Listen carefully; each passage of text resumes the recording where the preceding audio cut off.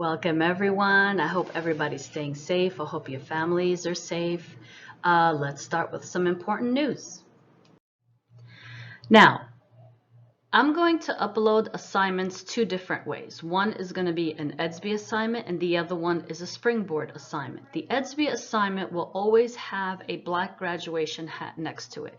Once you click the assignment, a question sheet comes up, you click that and then you answer how many questions I send you. The next thing we're going to do is we're going to learn how to open up a Springboard assignment, which I'll give you a little brief tutorial on that today.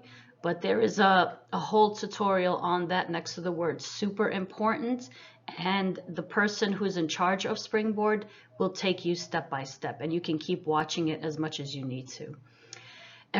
Most people have done the CPOMS tutorial. You've completed all the practices, you've done the assignment sheet, you are good to go, you're good. I got your grade, and your grade is already in the grade book.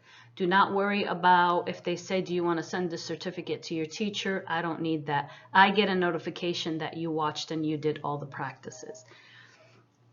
Every link you need is in EDSB.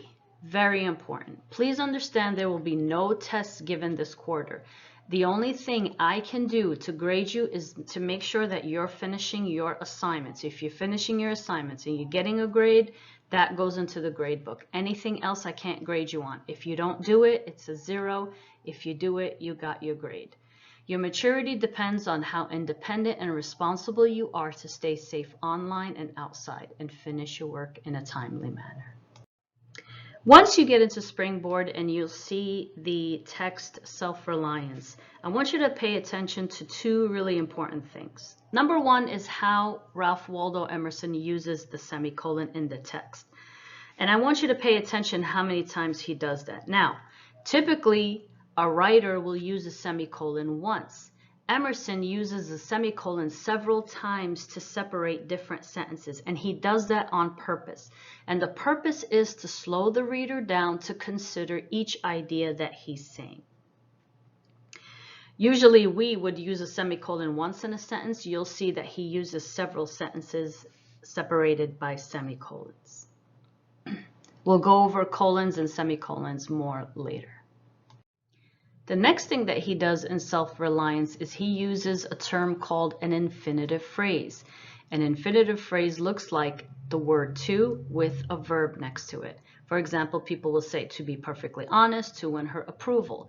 In the text Self-Reliance, Emerson uses it, what would be called a parallel infinitive phrase, to create memorable lines people remember. You will, somehow the way he writes it, we would remember that line in the future. For example, to be great is to be misunderstood.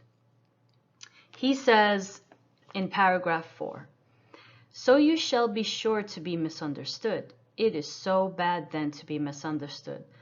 Pythagoras was misunderstood, and Socrates and Jesus and Luther and Copernicus and Galileo and Newton and every pure and wise spirit that ever took flesh. To be great is to be misunderstood. That is an example of an infinitive phrase. What I want you to do is I want you to think about your own infinitive phrase. To be is to be what?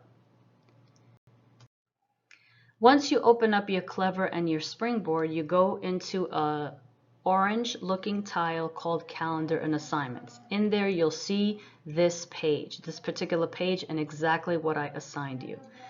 You can read the text from Self-Reliance from Ralph Waldo Emerson to get a better feel about what it's all about. The next thing you want to do is you want to go down to question number 4, and I'm only assigning question number 4 for this particular text. Press on the plus sign,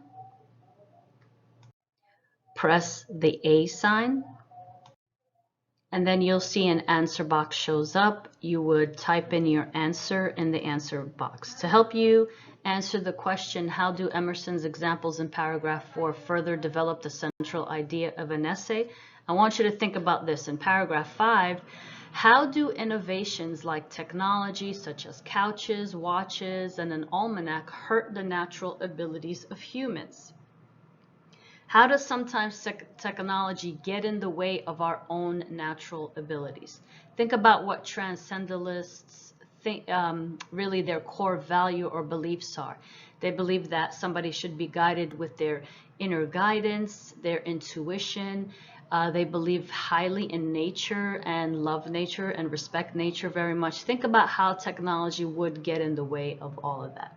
The next thing I want you to do is write your infinitive phrase. What infinitive phrase would you write for it to be a memorable quote? Press submit. After you press submit, it might say, are you sure you want to give this to your teacher? Just go right ahead. As long as you answered question number 4, you put in your infinitive phrase, you should be good to go. Have fun.